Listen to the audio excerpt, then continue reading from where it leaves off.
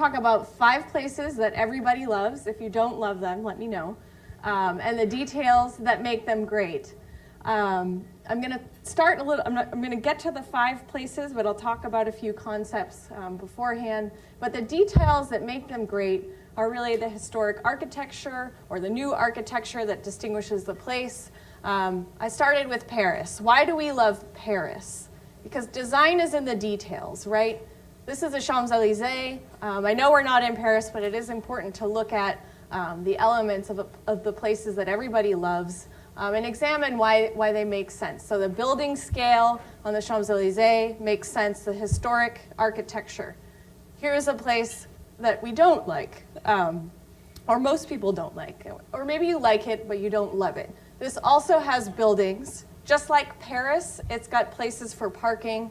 It also has a specific kind of architecture and also a specific kind of building scale. So codes can create either one of those places.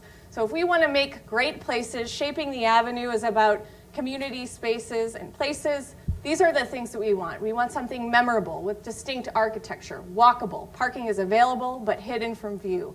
Interesting, safe, and comfortable. Street design that accommodates people, bikes, and transit. So how do we do it? How do we take this idea, a lot of the visioning that you all have worked on over the past couple of years, and transform it into Shaping the Avenue into places for people and places that we love? So form-based codes and transit-oriented development are, of course, it should be switching if it doesn't. Oh, there we go. Are, of course, methods for implementing these things. So here's a couple of pages from a form-based code. You can see on the left, what this page deals with is how the building meets the street. Depending on where it is in the transect, it's got a different, from urban to rural, it's got a different setback, it has a requirement for trees, another set of pages. You can see the prescribed building height for that particular neighborhood, which is going to be different and going to transition depending on the neighborhood, is illustrated. It's also a place for design standards. So on the bottom right, you can see if there is on ground floor retail, there's specific transparency requirements for a shop front to be successful. So one of the basic concepts of placemaking is people first, parking second. We want to make sure that we're not cutting out the car, not saying that we're taking out all of the parking, but it's where it sits on the site that actually matters. So here's a people first place in the summer or the spring if you're in this part of the country. But notice the ground floor is inviting, it's well lit. There's plenty of space on the sidewalk for people to dine outside. In the wintertime, they won't be dining outside, but the shop fronts might be well lit. And parking is here. Joe mentioned a liner building. You can see the habitable space, the buildings in the white might have retail and offices above, or it could just be a residential building. We can't have a corridor full of retail on the ground floor. And the parking structure or surface parking does not have to be a parking garage, is located behind. So this is what happens.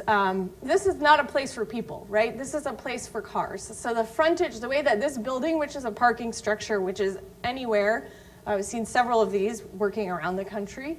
The way that this faces the street is not inviting. It's not memorable. So this is an example. You can see the railing sticking out in the middle of or the edge of the picture.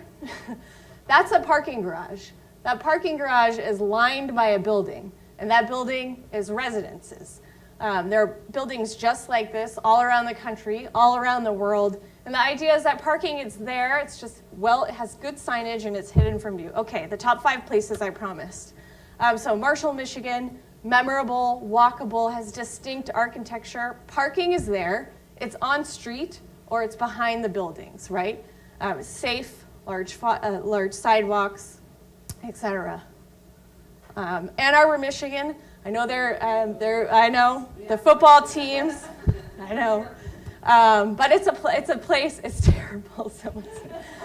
It's a memorable place, right? I mean, Lansing is also, but it's walkable, there's parking, located not on the main street, but behind the main street. A place kind of close to here, Galena, Illinois. Also, a distinct architecture. Parking is actually at the edge of the historic city or on street. And I included this one because it's important to note that many historic cities didn't have a form-based code per se, but they certainly used all of the elements that are included in a form-based code, and they've lasted over time. New Orleans, hard to argue that this is a place for people. I mean, the people are in the street, right? Not even the cars are in the street, but distinct character. And I wanted to note in New Orleans that the scale of the building shifts, even in the historic core, and gets taller or shorter where appropriate. So also something we've touched on, but that's also important in a form-based code. We're talking about how the building meets the street. There's also specific design parameters for public space, right? Every single place that we love has an iconic public space that you think of immediately when you think of that city. Savannah is one, but there are many more. All right, so back to Paris.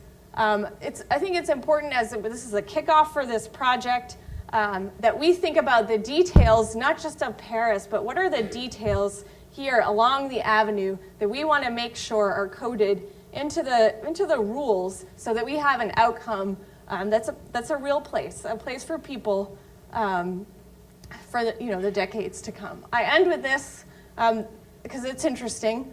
The building on the left that does not have does not offer very much to the pedestrian was created with the old code, not a form-based code. The building on the right has a habitable covered space. Can you put that back? Close enough. Habitable shaded covered space for the pedestrian. The new code said you have to have some sort of continuous covered walkways across property lines. So this is this shows you what happens as a form-based code is implemented. And you can see, I don't know if this happens, Joe could probably say anywhere else in the country where there isn't a form-based code and where there is a form-based code, what the improvements mean to the pedestrian in the public realm.